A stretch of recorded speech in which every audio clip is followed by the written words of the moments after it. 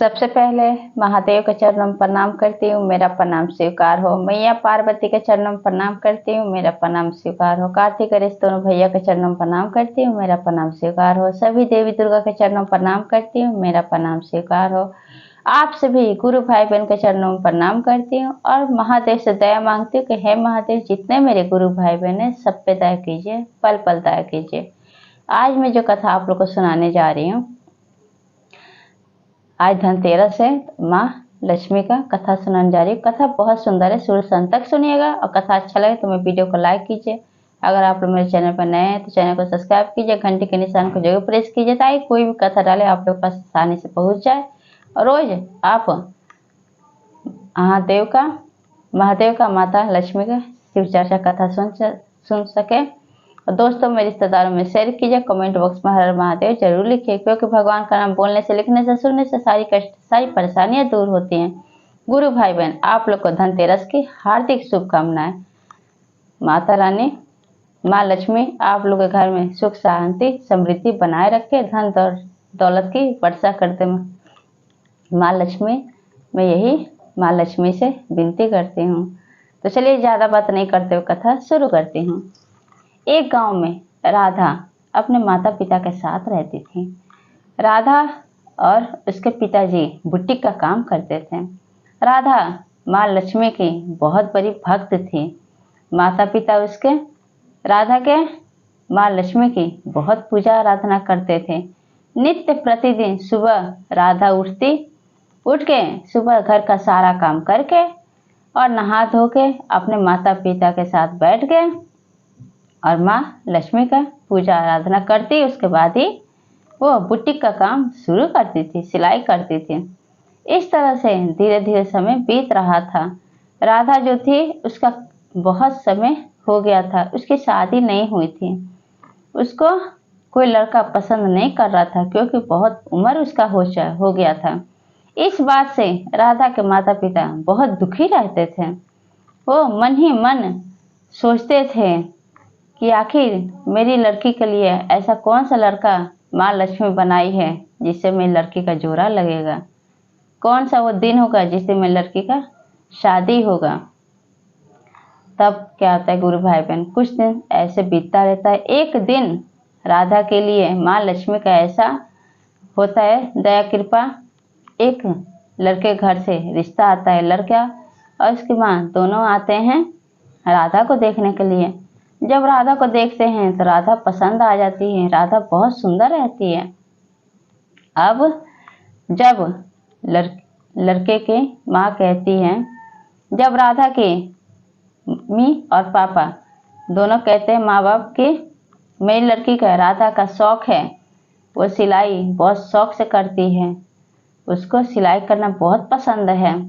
लड़के की माँ कहती है हमें बुटीक वाली नहीं चाहिए बहू, हमें बहू चाहिए घर संभालने वाली, घर की बहू चाहिए, हमें सिलाई वाली बहू नहीं चाहिए। आपके पास थी, शादी नहीं हुई थी, आप सिलाई का काम करवाते थे, लेकिन हमारे घर आएगी तो हमारा घर संभालेगी, हम सिलाई का काम नहीं कराएंगे, हमें बहू के कमाई से कोई लेना देना नहीं है। लड़के की जो माँ थी ये बात बोली। अब राधा मन ही मन सोचती है कि अब मेरा उम्र भी बहुत ज़्यादा हो गया है और बहुत दिनों बाद मेरे लिए रिश्ता आया है। अगर इस रिश्ते को भी मैं ना कह दूं तो कहीं मेरे माता पिता को हार्ट अटैक ना आ जाए और मर न जाए इस सदमे से। इस वजह से राधा कहती है कि मुझे ये रिश्ता मंजूर है। लड़के की माँ कहती है राधा के मम्मी पापा से कि देखिए आपकी लड़की को भी ये रिश्ता पसंद है। अब क्या होता है, माँ लक्ष्मी की कृपा से राधा की शादी उस लड़के से हो जाती है। राधा अपने ससुराल चली जाती है। राधा रोज पहले था, रोज नित्य प्रतिदिन सुबह उठती थी, नहा धो के और माँ लक्ष्मी का पूजा करती थी और उसके बाद सिलाई करने बैठती थी घर का काम करके। अब तो उसको कहीं जाना नहीं होता था। सुबह उठती, घर का झाड़ू पोछा बर्तन कपड़े सब करके नहा धो के खाना पीना बना के घर में रहती थी। उसकी एक नंद थी राधा की, जो कि प्रेग्नेंट थी, गर्भवती थी। वह शादी में अपने भाई के नहीं आ पाई।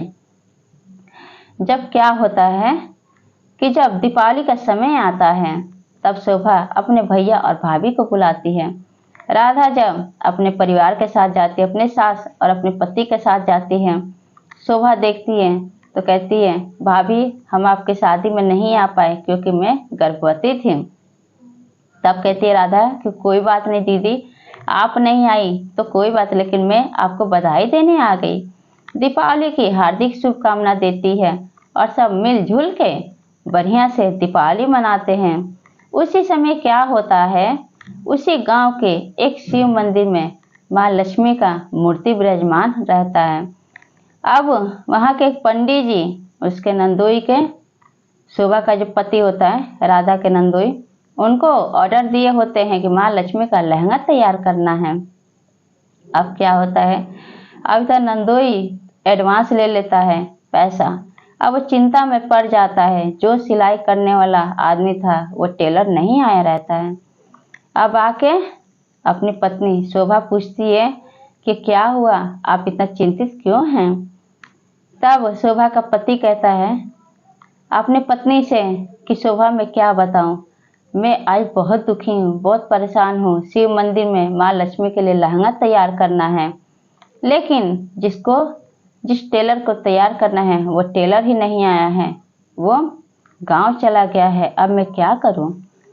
तब राधा कहती है कि जीजा जी, अगर आप लोग बुरा ना माने तो क्या माँ लक्ष्मी का लहंगा मैं सिल सकती हूँ। तब शोभा कहती है कि भाभी क्या आपको सिलाई आता है, आप सिलाई करती हैं। तब राधा की जो सास थी तो कहती अपनी बेटी से कि हाँ बेटा, राधा जो है वो सिलाई का काम जानती है और बहुत शौक से, इसका शौक है राधा का सिलाई करना, बहुत अच्छा सिलाई करती है।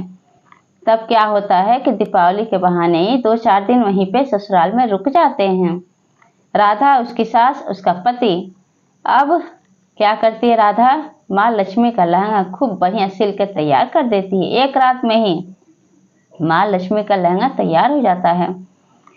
तब नंदोई जब उस लहंगा को लेकर पंडित जी को देते हैं तो लहंगा बहुत सुंदर होता है, माँ लक्ष्मी के शरीर में एकदम फिट बैठता है।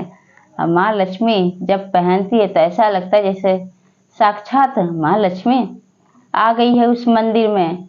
अब ये सब पंडित जी देख के, नंदोई देख के जो राधा के थे, अब वो खुश हो जाते हैं। अब अपने घर आते हैं तो कहते हैं राधा से, आप ऐसा क्यों नहीं करती, आप मेरे ही दुकान में क्यों नहीं बुटीक का काम करती हैं।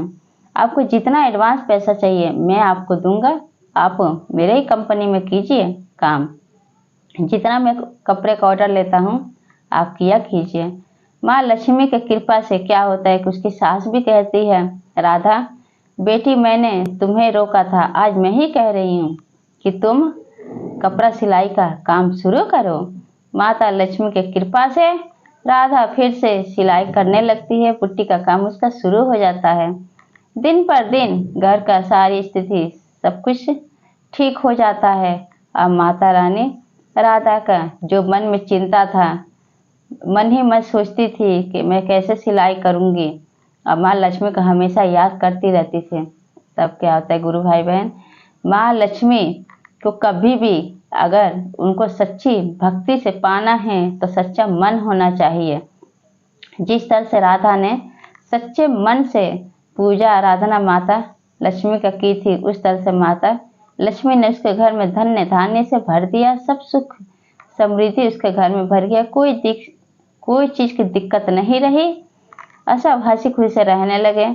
तो मैं यही कहूँगी माँ लक्ष्मी से, हे माँ लक्ष्मी, जिस तरह से आपने राधा घर में सारी सुख समृद्धि धन दौलत का वर्षा कर दी, आप उसके घर में बास ले ली, ऐसे हमारे जितने गुरु भाई बहन हैं हम सबके घर में बास लीजिए।